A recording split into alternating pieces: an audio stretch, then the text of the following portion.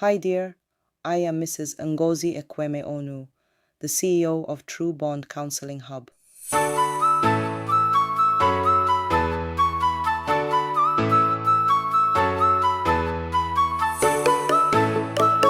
Welcome to our channel where we help married and dating couples build stronger relationships.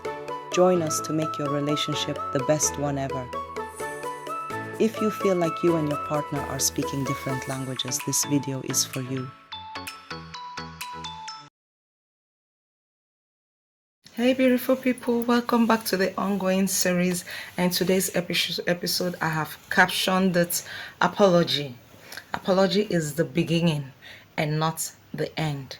Apology is the beginning and not the end, and today is day 2 of this beautiful series. Sorry opens the door. Changed behavior walks through it. I repeat, sorry opens the door. Changed behavior walk through it. Yesterday we learned that transparency is the foundation of rebuilding trust. And today we're talking about something many people misunderstand, an apology. One of the biggest mistakes people make after hurting their spouse is believing that saying I'm sorry should immediately fix everything. We're not actually talking about those people that don't actually say I'm sorry. Those people, their case is different. We're actually talking about those people that after hurting you, they will say I'm sorry and they think I'm sorry fixes everything. They are the ones we are trying to address.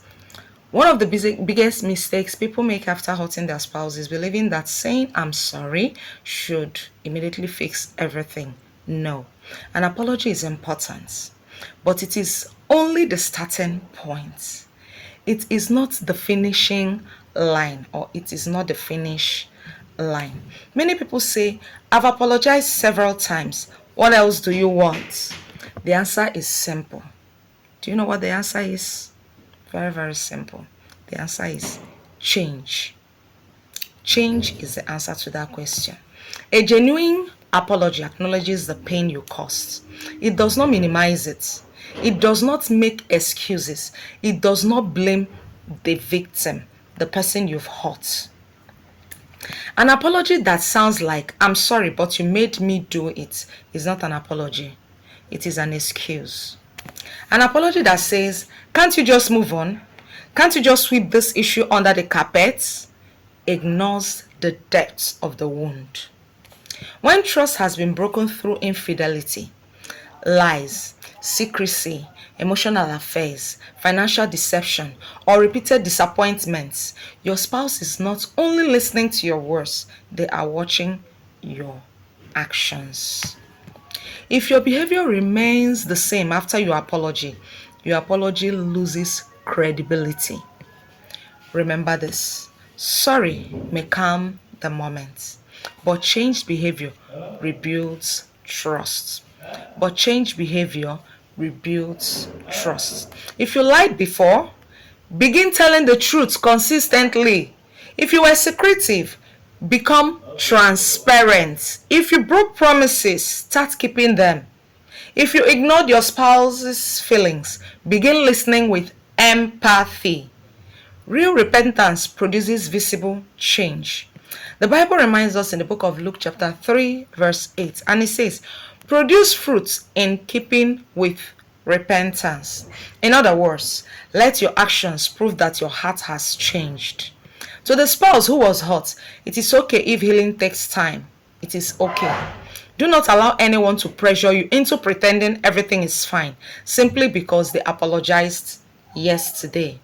To the spouse who caused the pain, be patient. Be patient. Keep doing what is right. Even your spouse is still struggling to trust you. Trust is not restored by repeated apologies. It is restored by repeated faithfulness. Today's reflection, ask yourself. I want you to reflect on this. Ask yourself, is my apology supported by a genuine change in my attitude, my habits, and my behaviors? Today's key quote, take this. Put it at the back of your mind. Sorry opens the door. Changed behavior walks through it. Thank you for joining me on day 2. I'll see you tomorrow as we discuss day 3, accountability before restoration.